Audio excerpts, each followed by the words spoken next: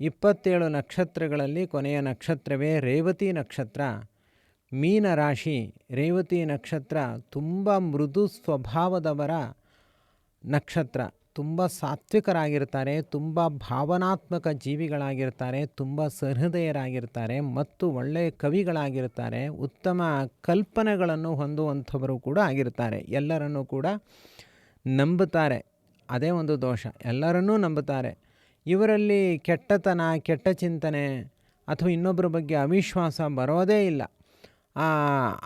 ಮತ್ತು ಯಾರಾದರೂ ಇವರಿಗೆ ಪೆಟ್ಟು ಕೊಟ್ಟಾಗ ಪೆಟ್ಟು ನೆನೆಸ್ಕೊಳ್ತಾರೆ ಅಷ್ಟೆ, ಅದನ್ನು ತುಂಬ ಮರುಕಳಿಸಿಕೊಳ್ತಾರೆ, ಅದರಿಂದ ದುಃಖ ಪಡ್ತಾರೆ. ಈ ನಕ್ಷತ್ರದವರಿಗೆ ಸ್ವಲ್ಪ ಪ್ರಯಾಣ ಮಾಡುವ ಅನಿವಾರ್ಯತೆಗಳು ಹೆಚ್ಚು. ಕೂತಲ್ಲಿ ಕೂಡಲಿಕ್ಕಾಗಲ್ಲ, ಸ್ವಲ್ಪ ಹೆಚ್ಚು ಸಂಚಾರವನ್ನು ಮಾಡ್ತಾನೆ ಇರಬೇಕು. ಇನ್ನು ಸಂಗೀತಾದಿಗಳಲ್ಲಿ ಆಸಕ್ತಿಯನ್ನು ಹೊಂದಿರ್ತಾರೆ ಮತ್ತು ಒಳ್ಳೆಯ ಮಾರ್ಗದರ್ಶಕರಾಗಿರ್ತಾರೆ, ಧರ್ಮವನ್ನು ನಂಬುತ್ತಾರೆ.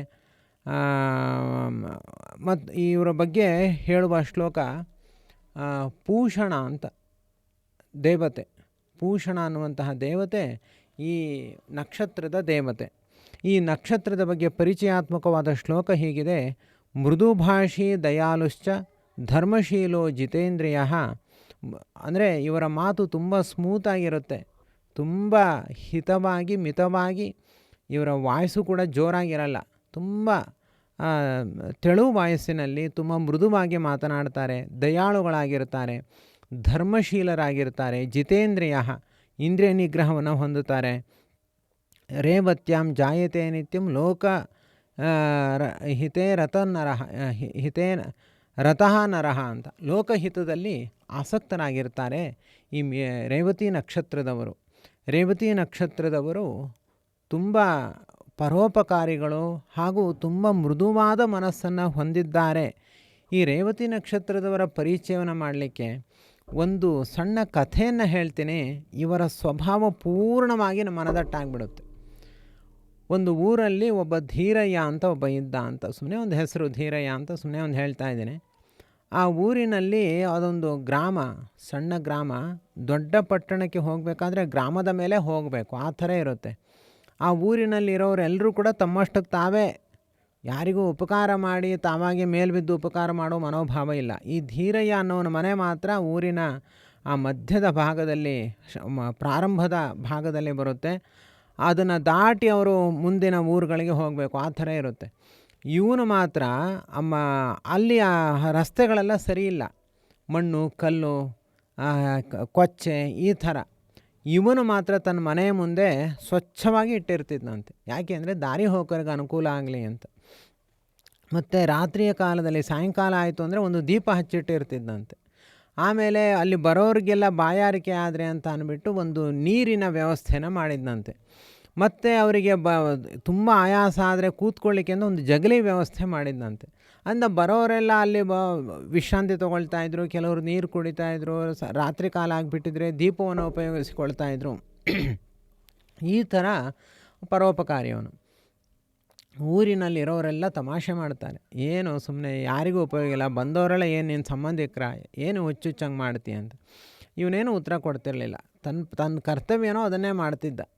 ತುಂಬ ಎಷ್ಟೋ ವರ್ಷಗಳಿಂದ ಹಾಗೆ ಮಾಡಿದ್ದಾನೆ, ವೃದ್ಧನಾಗಿದ್ದಾನೆ, ಆಗಲೂ ಆ ಕೆಲಸವನ್ನು ಮಾಡ್ತಿದ್ದಾನೆ.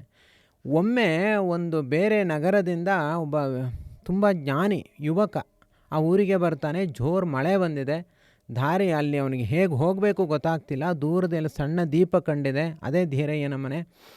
ಹೋಗ್ತಾನೆ, ಆ ಮನೆ ಒಳಗಡೆ ಹೋಗ್ತಾನೆ. ಮೈಯೆಲ್ಲ ಒದ್ದೆ ಆಗಿದೆ. ಧೀರಯ್ಯ ಒಳಗೆ ಕರೆದು ವಸ್ತ್ರಾಂತರ ಮಾಡಿಸಿ ಅವನಿಗೆಲ್ಲ ಉಪಚಾರಗಳನ್ನು ಮಾಡಿಸಿ ಅಲ್ಲೇ ಮಲಗಲಿಕ್ಕೆ ವ್ಯವಸ್ಥೆ ಮಾಡಿ ಮರು ದಿವಸ ಕೊಟ್ಟು ಕಳಿಸ್ತಾನೆ. ಆಗ ಅವನು ಕೇಳ್ತಾನೆ, ಅವನು ಒಳ್ಳೆಯ ವಿದ್ವಾಂಸ ಮತ್ತು ಒಳ್ಳೆಯ ಸ್ಥಿತಿಗತಿ ಇರೋನು, ಏನು ನಿನಗೆ ನನ್ನಿಂದ ಸಹಾಯ ಬೇಕು, ಇಷ್ಟು ದೊಡ್ಡ ಉಪಕಾರ ಮಾಡಿದೆ ಅಂತ. ಆಗ ಅವನು ಹೇಳ್ತಾನೆ, ವೃದ್ಧ, ನನಗೆ ಏನು ಉಪಕಾರ ಬೇಡ, ನೀನು ಏನು ಕೊಟ್ಟರು ನಾನು ತಗೊಳ್ಳೋದು ಇಲ್ಲ. ಏನಂದರೆ ನೀನು ಯಾರಿಗಾದರೂ ಈ ಥರ ಒಂದು ಉಪಕಾರ ಮಾಡು ಅಷ್ಟೇ, ನಾನು ಇನ್ನೇನು ಹೆಚ್ಚು ಅಪೇಕ್ಷೆಯನ್ನು ಪಡಲ್ಲ ಅಂತ ಹೇಳ್ತಾನೆ. ಇವನು ಆಯಿತು ಅಂತ ಇವನು ಏನು ಕೊಡಲ್ಲ, ಹೋಗ್ತಾನೆ. ಅವನು ತುಂಬ ಪ್ರಭಾವಿ ವ್ಯಕ್ತಿಯಾಗಿರ್ತಾನೆ. ಅವನಿಗೆ ಸ್ವಲ್ಪ ದಿವಸದಲ್ಲಿ ಮಂತ್ರಿ ಪದವಿ ಸಿಗುತ್ತೆ, ಮಂತ್ರಿ ಆಗ್ತಾನೆ. ಅಂದರೆ ರಾಜರ ಆಸ್ಥಾನದಲ್ಲಿ ಮಂತ್ರಿ ಅಂತ ಇರ್ತಾನೆ. ಅವನ ಬುದ್ಧಿವಂತಿಕೆಗೆ, ಅವನ ಶಕ್ತಿಗೆ ರಾಜ ಅವನನ್ನು ಮಂತ್ರಿಯನ್ನಾಗಿ ಮಾಡಿಕೊಳ್ತಾರೆ. ಒಂದು ದಿವಸ ರಾಜನ ಆಸ್ಥಾನ ಮಂಟಪದಲ್ಲಿ ಒಂದು ಸಭೆ ಕಾರ್ಯಕ್ರಮ ನಡೆಯುತ್ತೆ. ಆ ಸಭಾ ಕಾರ್ಯಕ್ರಮದಲ್ಲಿ ಎಲ್ಲ ವಿದ್ವಾಂಸರುಗಳು ಹಾಗೂ ಮಂತ್ರಿ ಜನರು, ಉಳಿದ ಎಲ್ಲ ಪ್ರಜೆಗಳು ಇದ್ದಾಗ ಆ ರಾಜ ನಿಮ್ಮ ಜೀವನದ ದೊಡ್ಡ ದೊಡ್ಡ ಪಾಠಗಳನ್ನು ನೀವು ತಿಳಿಸಿ ಅಂತ ಹೇಳ್ತಾರೆ. ಆಗ ಒಬ್ಬೊಬ್ಬರು ಒಂದೊಂದು ಋಷಿಮುನಿಗಳ ಕಥೆಯನ್ನು ಹಾಗೂ ಪುರಾಣದಲ್ಲಿ ಬರುವ ಕೆಲವರು ಕಥೆಗಳನ್ನೆಲ್ಲ ಹೇಳಿ ಇಂಥವರಿಂದ ನಾನು ಪ್ರಭಾವಿತನಾದೆ ಅಂತ ವಿಷಯ ಪ್ರಸ್ತಾಪ ಬರುತ್ತೆ. ಆಗ ಇವನು, ಯಾವ ಯುವಕ ಇದ್ದಾನೆ, ಅವನು ಮಂತ್ರಿ ಆಗಿರ್ತಾನಲ್ಲ, ಅವನು ತನ್ನ ಅನುಭವವನ್ನು ಹೇಳ್ತಾನೆ. ನನಗೆ ಆದರ್ಶ ವ್ಯಕ್ತಿ ಅಂದರೆ ಧೀರಯ್ಯ. ಅವತ್ತಿನ ದಿವಸ ನಾನು ಎಷ್ಟು ಕಷ್ಟದಲ್ಲಿ ಹೋದಾಗ ಒಂದು ಸಣ್ಣ ದೀಪದ ಬೆಳಕು ನನಗೆ ಅವತ್ತು ಮರಣದಿಂದ ಪಾರು ಮಾಡಿತು. ಎಷ್ಟು ಕಷ್ಟದಲ್ಲಿ ಸಿಕ್ಕಿ ಹಾಕಿಕೊಂಡಿದ್ದೆ. ಅವನ ಬಳಿ ನಾನು ಏನಾದರೂ ಕೊಡಬೇಕು ಅಂತ ಅಪೇಕ್ಷೆ ಪಟ್ಟಾಗ ಅವನೇನೂ ತಗೊಳ್ಳಿಲ್ಲ. ಅವನೇ ನನಗೆ ಆದರ್ಶ ಅಂತ ಇವನು ವರ್ಣನೆ ಮಾಡಿದ್ದು ನೋಡಿ ರಾಜ ತುಂಬ ಪ್ರಭಾವಿತನಾಗಿ ಬಿಡ್ತಾನೆ. ಆಯಿತು ನಡಿ, ಇವತ್ತೇ ಹೋಗೋಣ, ನೋಡೋಣ ಅವನ್ನ ಅಂತ ರಾಜ ಬರ್ತಾನೆ ಧೀರಯ್ಯನ ಮನೆಗೆ. ಬರುವಷ್ಟೊತ್ತಿಗೆ ಆ ಧೀರಯ್ಯ ಹೋಗಿಬಿಟ್ಟಿರ್ತಾನೆ, ಸತ್ತೋಗಿರ್ತಾನೆ. ಮೊದಲೇ ವಯಸ್ಸಾಗಿತ್ತಲ್ಲ, ಸತ್ತೋಗಿರ್ತಾನೆ. ಆದರೆ ಅವನ ಮನೆ ಮುಂದೆ ಆ ವ್ಯವಸ್ಥೆ ಎಲ್ಲ ಹಾಗೇ ಇರುತ್ತಂತೆ. ದೀಪ ಉರಿತಾ ಇರಲಿಲ್ಲ, ದೀಪದ ವ್ಯವಸ್ಥೆ, ನೀರಿನ ವ್ಯವಸ್ಥೆ ಎಲ್ಲ ಹಾಗೇ ಇತ್ತಂತೆ. ರಾಜನಿಗೆ ಖುಷಿ ಆಗಿಬಿಟ್ಟು ಧೀರಯ್ಯನ ದೀಪದ ರಸ್ತೆ ಅಂತ ಅದಕ್ಕೆ ನಾಮಕರಣ ಮಾಡ್ದ ಅಂತ. ಅಂದರೆ ನಾವು ಯಾವ ಉದ್ದೇಶ ಇಟ್ಕೊಳ್ಳದೆ ಉಪಕಾರವನ್ನು ಮಾಡಿದ್ರೆ ಹೇಗೆ ಒಂದಲ್ಲ ಒಂದು ದಿವಸ ಅದಕ್ಕೆ ಜಗತ್ತಿನಲ್ಲಿ ಬೆಲೆ ಬಂದೇ ಬರುತ್ತೆ ಅಂತ ಹೇಳಲಿಕ್ಕೆ ಈ ಕಥೆ ಹೇಳಿದೆ. ಈ ರೇವತಿ ನಕ್ಷತ್ರದವರು ಇಂಥ ಸ್ವಭಾವನ ಹೊಂದಿರ್ತಾರೆ. ಉಪಕಾರ ಅಂದರೆ ಹಾಗೆ ಉಪಕಾರ ಮಾಡ್ತಾರವರು. ಸ್ವಾರ್ಥವನ್ನು ಪೂರ್ಣವಾಗಿ ಬಿಟ್ಟು ಇನ್ನೊಬ್ರಿಗೆ ಒಳ್ಳೆಯದಾಗಬೇಕು ಅಂತ ಸೊಂಟಕ್ಕೆ ಬಟ್ಟೆ ಕಟ್ಟಿಕೊಂಡು ನಿಂತುಬಿಟ್ಟಿರ್ತಾರೆ. ಯಾರಿಗೆ ಅಲ್ಲಿ ಸ್ವಲ್ಪ ಮನಸ್ಸಿಗೆ ನೋವಾದರೂ ಕೂಡ ತಾವು ಮುಂದೆ ಹೋಗಿ ಒಂದು ಉಪಕಾರವನ್ನು ಮಾಡ್ತಾರೆ. ಇಂಥ ಒಳ್ಳೆಯ ನಕ್ಷತ್ರದವರು ಸಿಗೋಲ್ಲ. ಮತ್ತು ವಿಶೇಷವಾಗಿ ಧರ್ಮದಲ್ಲಿ ನಂಬಿಕೆಯನ್ನು ಹೊಂದಿರ್ತಾರೆ. ಪ್ರಕೃತದಲ್ಲಿ ಈ ರೇವತಿ ನಕ್ಷತ್ರದವರಿಗೆ ಹೇಗಿದೆ ಅಂತ ನಾವು ತಿಳಿದುಕೊಳ್ಳೋಣ. ಮೀನರಾಶಿ ಆದ್ದರಿಂದ ಶನಿ ಜನ್ಮದಲ್ಲೇ ಇರೋದರಿಂದಾಗಿ 7.5 ನಡೀತಾ ಇದೆ. ತುಂಬ ಕಷ್ಟ ಇದೆ. ಪರೋಪಕಾರಿಗಳಾದರೂ ಕೂಡ ಸದ್ಯದ ಸ್ಥಿತಿಯಲ್ಲಿ ಸ್ವಲ್ಪ ಕಷ್ಟ ನಷ್ಟಗಳು, ಅವಮಾನಗಳು, ಕೆಟ್ಟ ಹೆಸರುಗಳು, ಆಮೇಲೆ ನಂಬಿಕಸ್ಥರಿಂದ ಚಿಂತೆ, ಯಾರ ಮೇಲೆ ನಂಬಿಕೆ ಇಡ್ತಾರೋ ಅವರಿಂದ ಸಮಸ್ಯೆಗಳು, ಆಮೇಲೆ ಶತ್ರುಗಳು ಮಿತ್ರರಂತೆ ನಡ್ಕೊಂಡ್ಬಿಟ್ಟು ಮೋಸ ಮಾಡ್ತಾರೆ, ಮಿತ್ರರು ಶತ್ರುಗಳಾಗಿ ಬಿಡ್ತಾರೆ. ಈ ಥರ ಎಲ್ಲ ಸಮಸ್ಯೆಗಳಿದೆ ಪಾಪ. ಇನ್ನು ಗುರು ಬಲ ಹೇಗಿದೆ ಅಂತಂದರೆ ಮೀನ, ಮೇಷ, ವೃಷಭ, ಮಿಥುನ 4ನೇ ಮನೆಯಲ್ಲಿ ಗುರು ಇರೋದರಿಂದಾಗಿ ಗುರುಬಲ ಕೂಡ ಕಡಿಮೆ ಇದೆ. ಆದರೆ ಇನ್ನು ಜೂನ್ ತಿಂಗಳಾದ ಮೇಲೆ ಗುರು ಪಂಚಮ ಸ್ಥಾನಕ್ಕೆ ಹೋಗೋದ್ರಿಂದ ಗುರುಬಲ ಪ್ರಾರಂಭ ಆಗುತ್ತೆ. ಆದರೆ ವ್ಯಯಸ್ಥಾನದಲ್ಲಿ ರಾಹು, ಜನ್ಮಸ್ಥಾನದಲ್ಲಿ ಶನಿ ಇರೋದರಿಂದಾಗಿ 7.5 ಮಧ್ಯಮ ಸ್ಥಿತಿಯಲ್ಲಿ ಅವರು ಇರೋದರಿಂದಾಗಿ ಸ್ವಲ್ಪ ಕಷ್ಟಗಳು, ಅವಮಾನಗಳು, ಧನಹಾನಿ ಇವೆಲ್ಲವೂ ಕೂಡ ಇರುತ್ತೆ. ಆದರೂ ಕೂಡ ಗುರುಬಲ ಇರೋದರಿಂದಾಗಿ ಅದನ್ನು ಎದುರಿಸ್ತಾರೆ. ಜೂನ್ ತಿಂಗಳಾದಮೇಲೆ ಒಳ್ಳೆಯದಾಗುತ್ತೆ. ಆದರೆ ಮತ್ತೆ ಗುರು ಸಿಂಹ ರಾಶಿಗೆ ಪ್ರವೇಶ ಮಾಡಿದಾಗ ಮತ್ತೆ 2 ತಿಂಗಳಲ್ಲಿ ಮತ್ತೆ ಸಮಸ್ಯೆ ಶುರು ಆಗುತ್ತೆ. ಈ ಎಲ್ಲ ಸಮಸ್ಯೆಗಳನ್ನು ಪರಿಹಾರ ಮಾಡಿಕೊಳ್ಳುವುದಕ್ಕೋಸ್ಕರ ನಾನಿಲ್ಲಿ ಒಂದು ಹೇಳ್ತೀನಿ, ನೀವು ಖಂಡಿತ ಹಾಗೆ ಮಾಡಿ.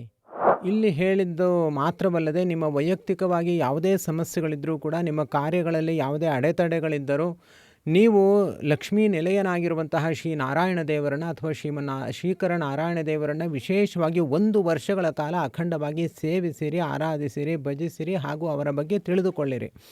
ಆಗ ನಿಮ್ಮ ಕಷ್ಟಗಳು ಅದು ಎಷ್ಟೇ ಕಠಿಣವಾಗಿದ್ದರೂ ಕೂಡ ಪರಿಹಾರವಾಗುತ್ತೆ. ನಾವು ಒಂದು ಹೆಜ್ಜೆ ರಸ್ತೆಯಲ್ಲಿ ಇಟ್ಟಾಗ ಆ ಮಾರ್ಗ ಅತ್ಯಂತ ದೀರ್ಘವಾದ ಮುಂದಿನ ಮಾರ್ಗ ಎಲ್ಲವೂ ಕೂಡ ಹೇಗೆ ಗೋಚರವಾಗುತ್ತೋ ಹಾಗೆ ಒಂದು ಹೆಜ್ಜೆ ನಾವು ಶ್ರೀಕರ ನಾರಾಯಣ ದೇವರ ಬಳಿ ಇಟ್ಟಾಗ ನಮ್ಮ ಭವಿಷ್ಯದ ಮುಂದಿನ ಎಲ್ಲ ದಾರಿಯೂ ಕೂಡ ಗೋಚರವಾಗುತ್ತೆ. ಲಕ್ಷ್ಮೀ ವೀಕ್ಷಣವೆಂಬ ಶ್ರೀಮನ್ನಾರಾಯಣ ದೇವರ ವೀಕ್ಷಣ ಎಂಬ ದೀಪ ಆ ದಾರಿಯಲ್ಲಿ ಬೆಳಗುತ್ತೆ. ನಿರಾತಂಕವಾಗಿ ನಾವು ಸಂತೋಷ, ಉಲ್ಲಾಸ, ಉತ್ಸಾಹಗಳಿಂದ ಆ ದಾರಿಯಲ್ಲಿ ನಾವು ಚೇತೋಹಾರಿಗಳಾಗಿ ನಾವು ಸಾಗಬಹುದು. ಅದಕ್ಕೋಸ್ಕರ ಕಿಮಲಭ್ಯಂ ಭಗವತಿ ಪ್ರಸನ್ನೆ ಶ್ರೀನಿಕೇತನೆ ಎಂಬಂತೆ ಶ್ರೀ ಲಕ್ಷ್ಮೀನಾರಾಯಣ ದೇವರು ನಮ್ಮ ವಿಷಯದಲ್ಲಿ ಪ್ರಸನ್ನರಾದರೆ ಅದಕ್ಕಿಂತ ಸಂತೋಷದ ಸಂಗತಿ ಮತ್ತೊಂದು ಇರೋದಿಲ್ಲ. ಈ ಜನ್ಮ ಸಿಕ್ಕಿರುವುದೇ ನಮಗೆ ಲಕ್ಷ್ಮೀನಾರಾಯಣ ದೇವರ ಸೇವೆಗೋಸ್ಕರ ಅಂತ ತಿಳಿದು ಈ ಒಂದು ಸಮಸ್ಯೆಗಳ ಪರಿಹಾರಕ್ಕೋಸ್ಕರ, ಯಾವುದೇ ಕೆಲಸಗಳ ಅಡ್ಡಿ ಆತಂಕಗಳ ಪರಿಹಾರಕ್ಕೋಸ್ಕರವಾದರೂ ಕೂಡ 1 ವರ್ಷಗಳ ಕಾಲ ಅಖಂಡವಾಗಿ ಶ್ರೀ ಲಕ್ಷ್ಮೀನಾರಾಯಣ ದೇವರ ಸೇವೆಯನ್ನು ಮಾಡಿ ಎಲ್ಲ ಗ್ರಹಬಾಧೆಗಳು ಕೂಡ ದೂರತೋಪಾಸ್ತವಾಗುತ್ತೆ. ಹಾಗೂ ನಿಮ್ಮ ಇಷ್ಟಾರ್ಥಗಳು ಬಹುಬೇಗ ಅದು ಸಿದ್ಧಿಯಾಗುತ್ತೆ. ಅಥವಾ ಗ್ರಹಗಳಲ್ಲಿ ಈಗಾಗಲೇ ಹೇಳಿದಂತೆ ಒಳ್ಳೆಯದಿದ್ದರೂ ಕೂಡ ಅದು ನಮಗೆ ವರವಾಗಿ ನಮಗೆ ದೊರಕುತ್ತೆ. 1 ವರ್ಷಗಳ ಕಾಲ ಸೇವೆ ಕಠಿಣವಾಗಿದ್ದರೆ ಅಧಿಕ ಮಾಸದ 1 ತಿಂಗಳ ಸೇವೆಯನ್ನಾದರೂ ಕೂಡ ಮಾಡಿ, ಅಧಿಕ ಮಾಸದ ಈ ಸೇವೆ ತುಂಬ ಚೆನ್ನಾಗಿರುತ್ತೆ. ನಾವು ಆಚರಿಸುವ ಶ್ರೀಕರ ನಾರಾಯಣ ದೇವರ ಅಧಿಕ ಮಾಸದ ಸೇವೆಯಲ್ಲಿ ನೀವು ಪಾಲ್ಗೊಳ್ಳಿ. ಇದರ ಬಗ್ಗೆ ಪೂರ್ಣವಾದ ಮಾಹಿತಿಯನ್ನು ಪಡೆದುಕೊಳ್ಳಿ. ನಿತ್ಯವೂ ಕೂಡ ಭಾಗವತ ಗ್ರಂಥದ ಶ್ರವಣ ಇರುತ್ತೆ. ಸಕಲ ಪಾಪಗಳನ್ನು, ಸಕಲ ದುರಿತಗಳನ್ನು, ಸಕಲ ಬಾಧೆಗಳನ್ನು ಸುಟ್ಟು ಭಸ್ಮೀಭೂತವನ್ನಾಗಿಸುವ ಭಾಗವತದ ಒಂದೊಂದು ವಿಚಾರಗಳು, ಒಂದೊಂದು ಶ್ಲೋಕಾರ್ಥಗಳು ಅದ್ಭುತವಾದ ನಮ್ಮ ಜೀವನದ ದಿವ್ಯ ಔಷಧಿಯಾಗಿ ನಮ್ಮ ಉಪಕಾರಿಯಾಗುತ್ತೆ. ಅಂತಹ ಭಾಗವತ ಗ್ರಂಥದ ಶ್ರವಣ, ನಿತ್ಯವೂ ಕೂಡ ತೀರ್ಥಕ್ಷೇತ್ರಗಳ ಮಾನಸ ಯಾತ್ರೆ ಹಾಗೂ ನಿತ್ಯವೂ ಶ್ರೀಕರ ನಾರಾಯಣ ದೇವರಿಗೆ ಸಹಸ್ರನಾಮಾರ್ಚನೆ, ಸೂರ್ಯೋದಯ ಕಾಲದಲ್ಲಿ ಕನಕಾಭಿಷೇಕ ಸೇವೆ ಹಾಗೂ ಅನೇಕ ಬಗೆಯ ಜ್ಯೋತಿಷ ವಿಚಾರಗಳು, ಹೀಗೆ ಹಲವಾರು ಆಕರ್ಷಕವಾದ ಈ ಒಂದು ಸಾಧನೆಯಲ್ಲಿ, ಒಂದು ಥರ ಕ್ಲಾಸ್ ರೂಪದಲ್ಲಿ ನಡೆಯುವಂತಹ ಈ ಸಾಧನೆಯಲ್ಲಿ ನಿಮ್ಮನ್ನು ನೀವು ತೊಡಗಿಸಿಕೊಳ್ಳಿ. ನಿಮ್ಮ ಜೀವನವನ್ನು ಸಾಧನಮಯವನ್ನಾಗಿ ಮಾಡಿಕೊಳ್ಳಿ. ಎಲ್ಲ ಸಮಸ್ಯೆಗಳಿಗೂ ಕೂಡ ಇರುವ ಏಕೈಕ ಪರಿಹಾರ ಅದು ಲಕ್ಷ್ಮೀಪತಿಯಾದ ಶ್ರೀಕರ ನಾರಾಯಣ ದೇವರ ಸೇವೆ ಎಂಬುದನ್ನು 3 ಕಾಲಗಳಲ್ಲಿಯೂ ಕೂಡ ನೀವು ಮರೆಯಬೇಡಿ. ಇದು ಅತ್ಯಂತ ಕಠಿಣವಾದ ವಿಚಾರ ಹಾಗೂ ಅತ್ಯಂತ ಸತ್ಯವಾದ ವಿಚಾರ. ಇದನ್ನು ಅರ್ಥ ಮಾಡಿಕೊಂಡು ನೀವು ದೇವರ ಸೇವೆಯಲ್ಲಿ ನಿಮ್ಮನ್ನು ತೊಡಗಿಸಿಕೊಳ್ಳಿ. ಹೆಚ್ಚಿನ ಮಾಹಿತಿಗೋಸ್ಕರ ನಮ್ಮನ್ನು ಈಗ ನೀವು ವಾಟ್ಸ್ಯಾಪ್ ಮೂಲಕ ಸಂಪರ್ಕ ಮಾಡಿ ನಮ್ಮಿಂದ ಮುಂದಿನ ಮಾಹಿತಿಗಳನ್ನು ಪಡೆದುಕೊಳ್ಳಿ. ಸರ್ವಗುಣ ಸಂಪೂರ್ಣ ಸರ್ವದೋಷ ವಿವರ್ಜಿತ ಪ್ರೀಯತಾಂ ಪ್ರೀತೇ ಬಾಲಂ ವಿಷ್ಣುರ್ಮೇ ಪರಮಸುರ್ಹತು. ಶ್ರೀಕೃಷ್ಣಾರ್ಪಣಮಸ್ತು.